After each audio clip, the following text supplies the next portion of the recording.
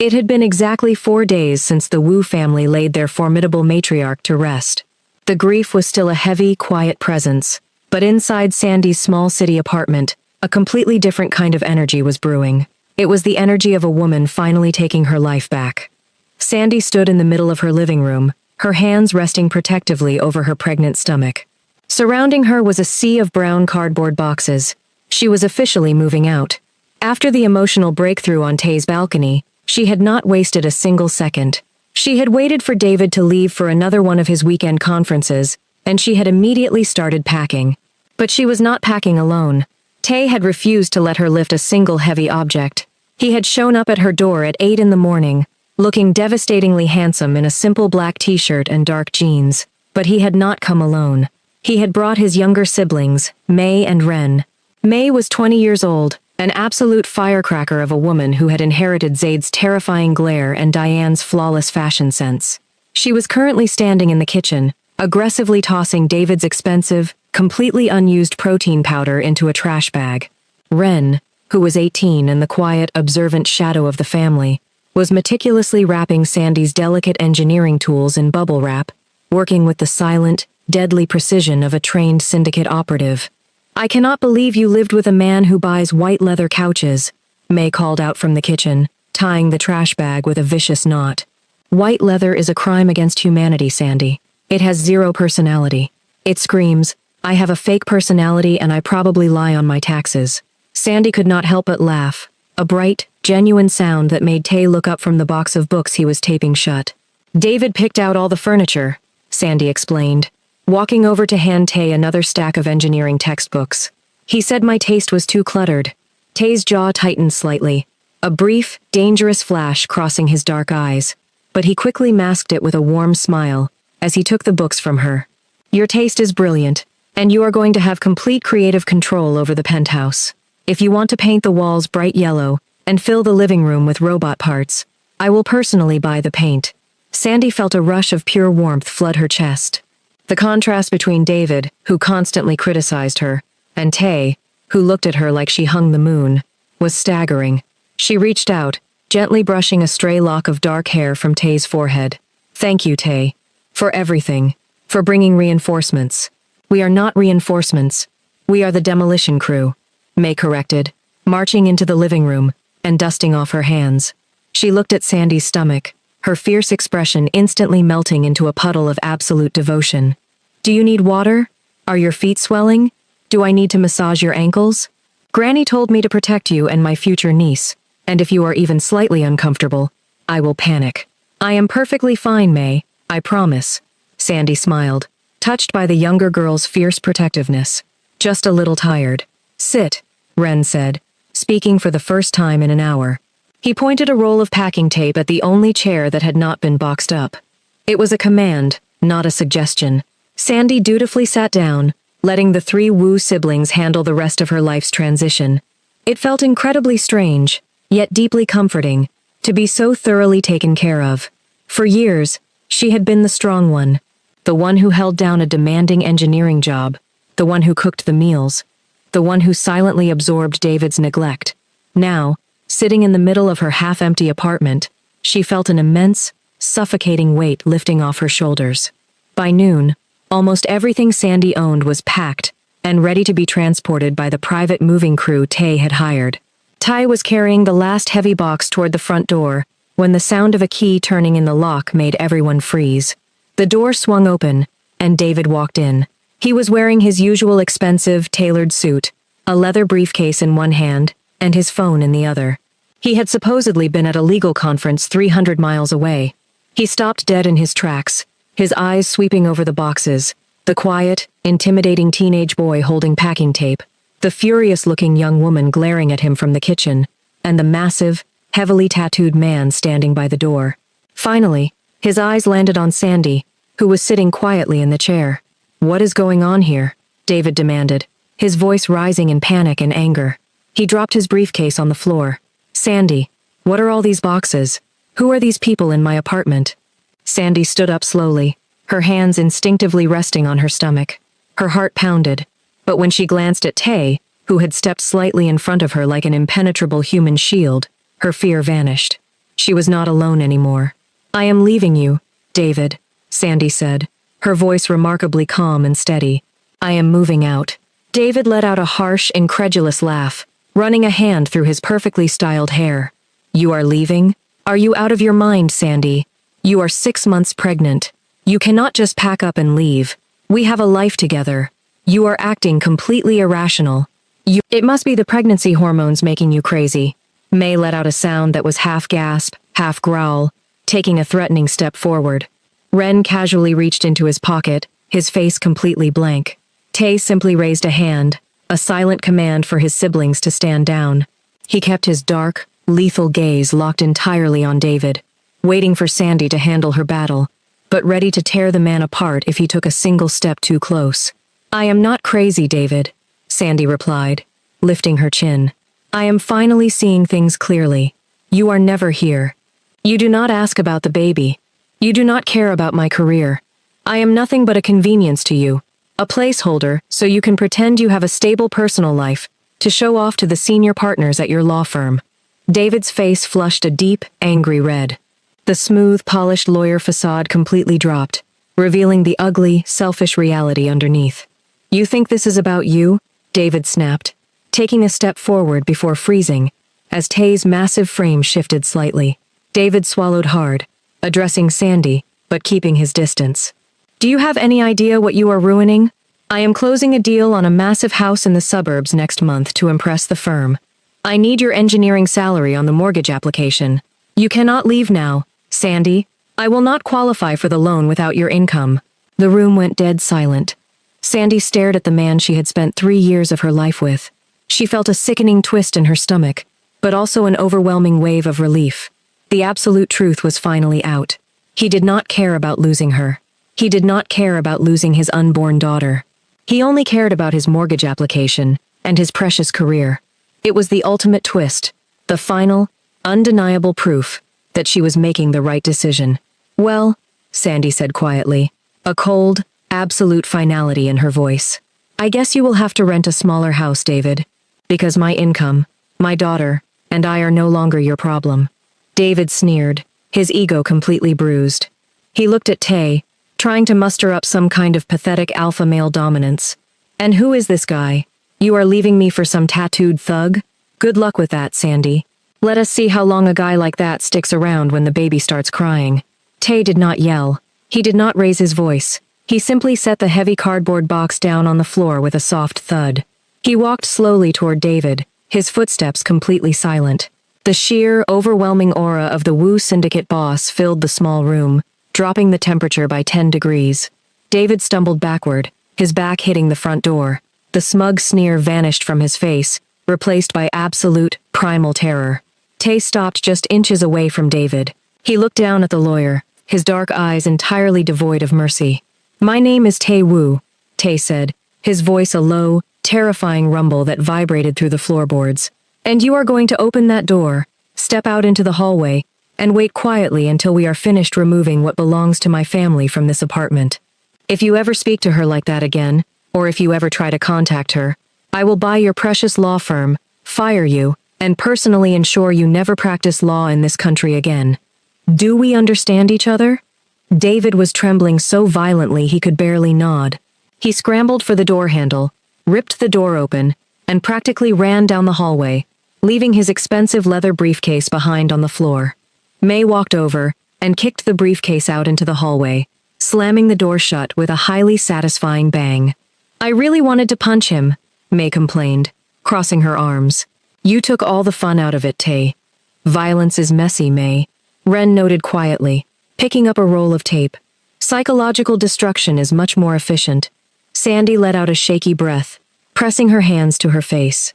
The adrenaline was finally crashing, leaving her feeling exhausted but incredibly light. Tay was at her side in an instant. His terrifying aura vanished, replaced entirely by the gentle, devoted man who had held her while she cried on the balcony. "Are you okay?" Tay asked softly, his hands gently framing her face, his thumbs wiping away a stray tear of pure relief. "I am sorry I had to threaten him. I promised myself I would let you handle it, but when he talked about using you for a mortgage..." "Do not apologize," Sandy smiled, leaning into his warm palms. It was the most romantic thing anyone has ever done for me. Tay let out a low, breathy laugh, resting his forehead against hers. Let us go home, Sandy. An hour later, Sandy was stepping out of a private elevator and into Tay's spectacular penthouse suite. It was located in the heart of the city, taking up the entire top floor of a massive, modern glass building. The floor-to-ceiling windows offered a breathtaking, panoramic view of the Los Angeles skyline. Unlike David's cold, sterile white apartment, Tay's home was warm, inviting, and richly decorated. There were dark hardwood floors, massive, comfortable velvet sofas in deep jewel tones, and beautiful, thriving indoor plants scattered everywhere. It looked exactly like a place where a family was meant to live. This is beautiful, Tay, Sandy breathed, walking slowly into the massive living room. It is yours now, Tay said, walking up behind her and gently placing his hands on her waist. Whatever you want to change, just say the word. But there is one room I took the liberty of setting up beforehand. I hope you do not mind.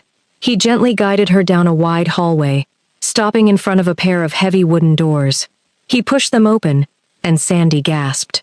It was a nursery, but it was not just a standard, boring baby room. It was a masterpiece. The walls were painted a soft, soothing lavender color. In the center of the room was a beautiful, handcrafted dark wood crib. But the most spectacular part of the room was the ceiling. Tay had hired an artist to paint a highly detailed, scientifically accurate mural of the night sky, complete with glowing constellations and beautiful, swirling galaxies. In the corner of the room, there was a small, custom-built mechanical mobile hanging over a plush rocking chair, designed to look like tiny, intricate gears and cogs moving in perfect harmony. It was a tribute to her love for engineering. Tay, Sandy whispered, covering her mouth with her hands. Tears of absolute joy spilled over her cheeks. You did all of this? May picked out the crib, and Ren helped me install the mechanical mobile, Tay admitted, stepping into the room with her. But the ceiling was my idea. I want her to grow up knowing that the entire universe belongs to her.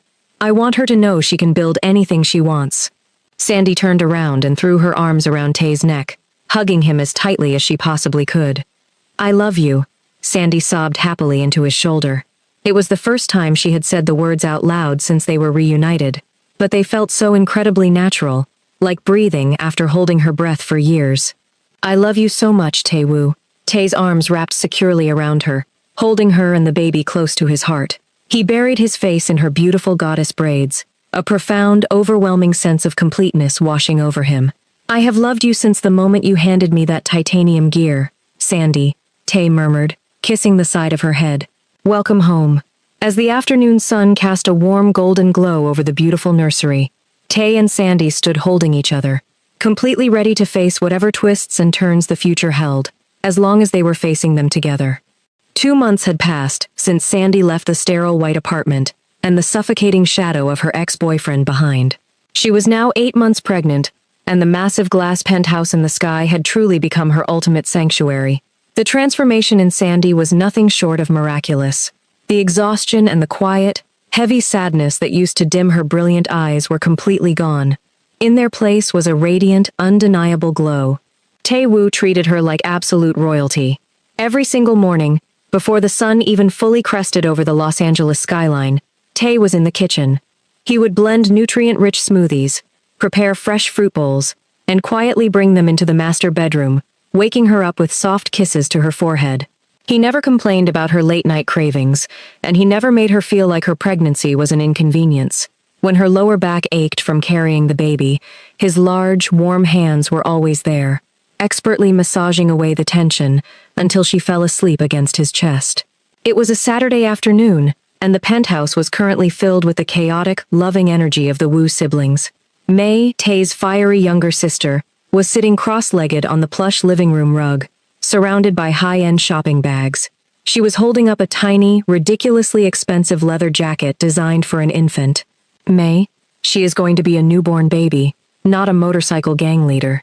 Sandy laughed from the comfort of the velvet sofa, a cup of herbal tea resting on her round stomach. A Wu woman must establish her dominance early, Sandy, May stated entirely seriously, folding the tiny leather jacket and placing it neatly into a growing pile of designer clothes. I also bought her tiny sunglasses. If anyone at the playground tries to steal her toys, she will simply lower her shades and intimidate them. It is all about the aesthetic. Sitting at the dining table nearby, Ren let out a quiet scoff. The 18-year-old was surrounded by a mess of wires, a soldering iron, and a very sleek-looking camera lens. Fashion is irrelevant when it comes to infant security, Ren announced, not looking up from his intricate work. I have completely dismantled the standard baby monitor Tay bought. The encryption protocols were an absolute joke. Anyone with a basic laptop could have hacked into the feed. So, I am rebuilding it. It now runs on a closed, military-grade encrypted network. I also added a thermal imaging sensor. Tay walked into the living room carrying a plate of warm, freshly baked pastries. He set them down on the coffee table in front of Sandy before looking over at his younger brother. Ren, we live in a high-security penthouse with private elevator access and armed guards in the lobby, Tay pointed out gently, though there was a fond, amused smile on his handsome face. I do not think we need thermal imaging for the nursery. You can never be too careful, Ren muttered, adjusting his glasses and soldering another wire. I will not have my niece's nap schedule compromised. Sandy looked around the room, her heart swelling with an overwhelming amount of love. This was what a real family looked like. They were chaotic, slightly terrifying, and entirely devoted to one another. She had never felt so safe in her entire life.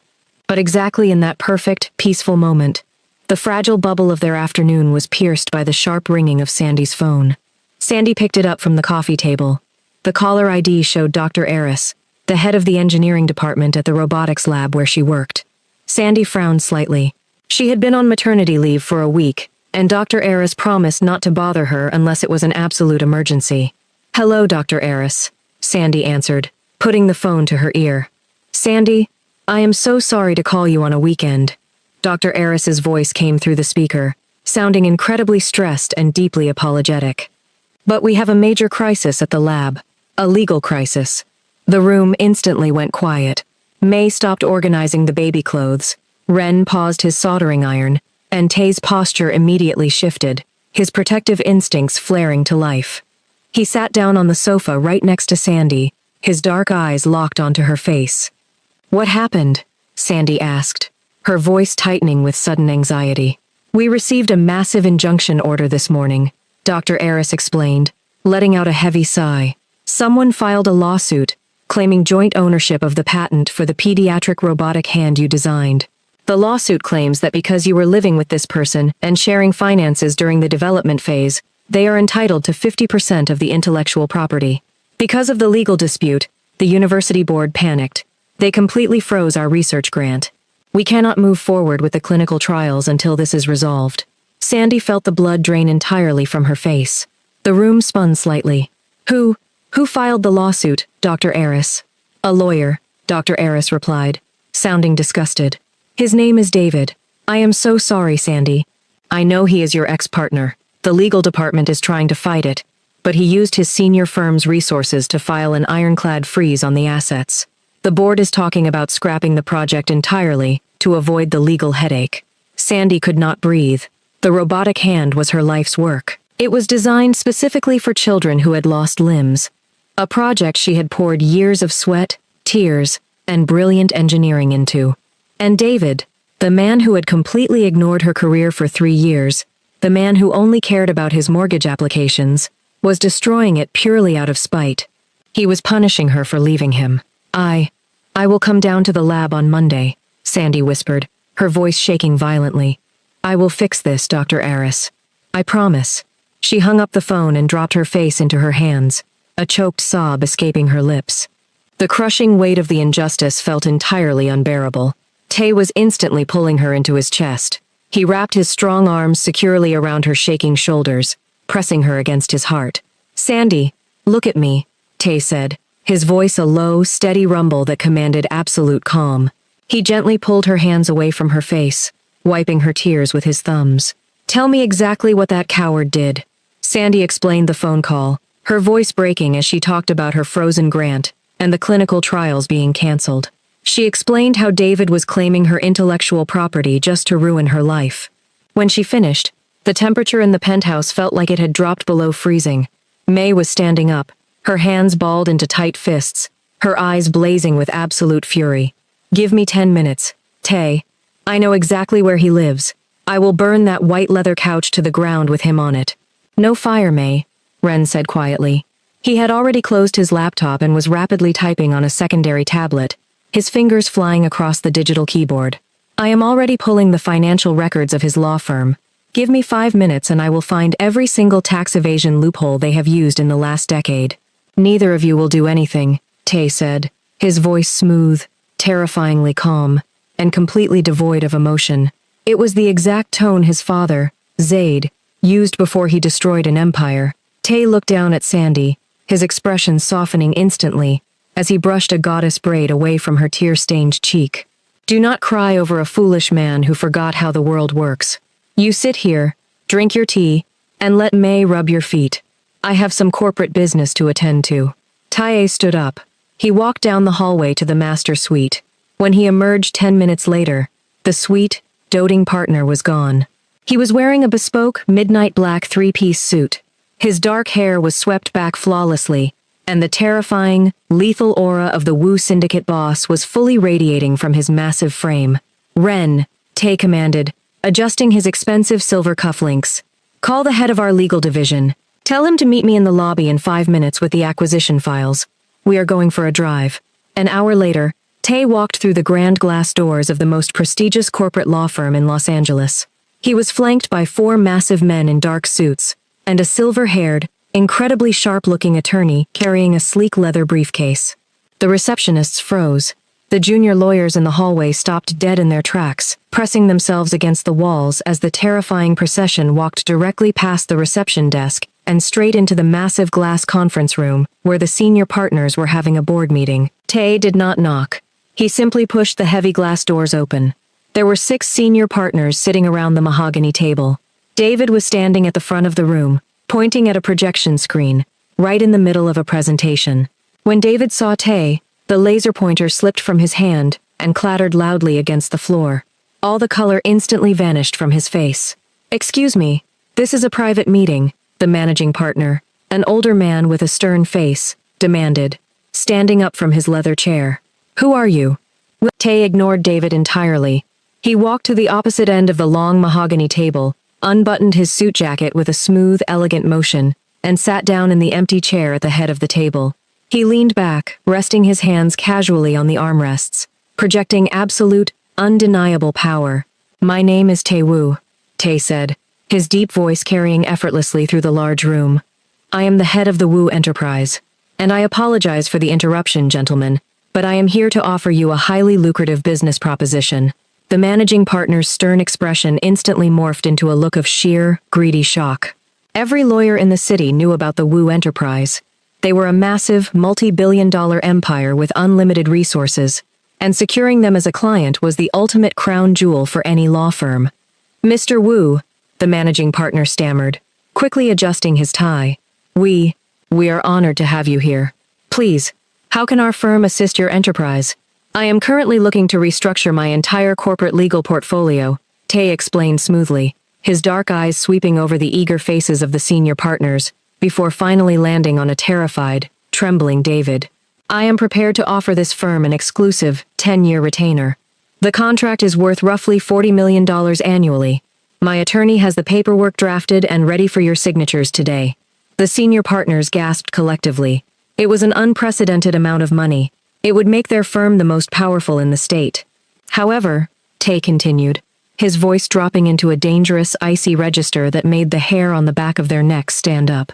There is one non-negotiable condition for my business. Anything, Mr. Wu, the managing partner agreed instantly, completely blinded by the dollar signs. Name your condition. Tae leaned forward slightly, resting his elbows on the table. He kept his lethal gaze locked entirely on David, watching the arrogant lawyer slowly crumble into dust. You have a junior partner in your ranks, named David, Tae stated, his voice dripping with absolute disgust. He recently used the vast resources of this prestigious firm to file a frivolous, spiteful lawsuit against a brilliant female engineer, attempting to steal her intellectual property, purely to satisfy his own bruised ego. I find that kind of petty, pathetic behavior highly insulting to the integrity of the law. The managing partner turned his head, glaring daggers at David. Is this true, David? David opened his mouth, but no sound came out. He was completely paralyzed by the terrifying reality of what was happening. My condition is simple, Tay told the room.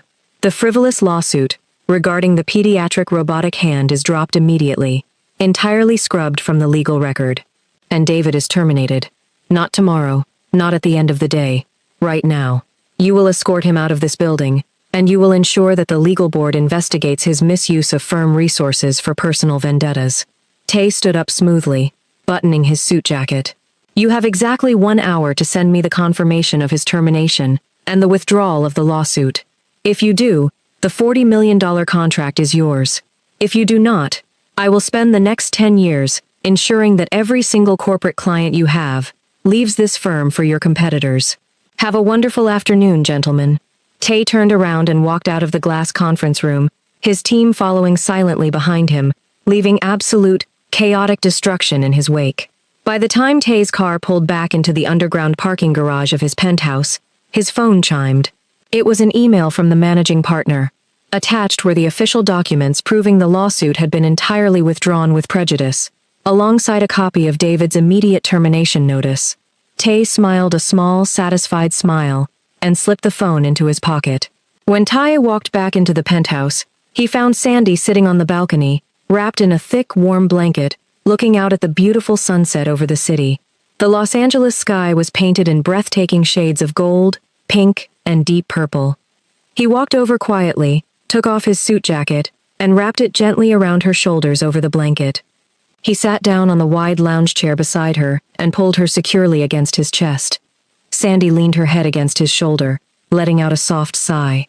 Dr. Eris called me 20 minutes ago, she whispered, looking up at his handsome face. He said the lawsuit was suddenly dropped.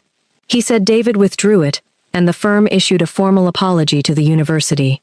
And, he said an anonymous donor just wired a $5 million endowment directly to my robotics lab to ensure the clinical trials are fully funded for the next 10 years. Sandy reached out, her hand resting over his heart. You really did not have to do all of that, Tay. I did not do anything violent, if that is what you are worried about. Tay smiled gently, kissing her forehead. I simply reminded a room full of lawyers about the importance of professional integrity. As for the endowment, consider it an early investment in our daughter's future. I want her to grow up watching her mother change the world. Sandy closed her eyes, a completely overwhelming wave of pure gratitude and unconditional love washing over her. She realized, in that beautiful, golden moment, that she truly did not have to fight the world alone anymore. Tay was not just her partner, he was her absolute shield. He respected her brilliance, protected her peace, and loved her with a fierce, unwavering devotion that healed every single broken piece of her past. I love you so much, Sandy whispered into the evening breeze, turning her face to press a soft, lingering kiss to his jawline. You are the best man I have ever known, Tae-woo. I am just a man who finally got the girl of his dreams, Tay murmured, capturing her lips in a sweet, breathtaking kiss as the sun finally dipped below the horizon. The next evening, the penthouse was transformed once again, but this time it was not for a chaotic moving day or a legal war room. It was filled with beautiful pastel balloons, massive bouquets of fresh white and lavender orchids, and the sound of joyous laughter. Diane had organized a lavish, stunning baby shower for Sandy.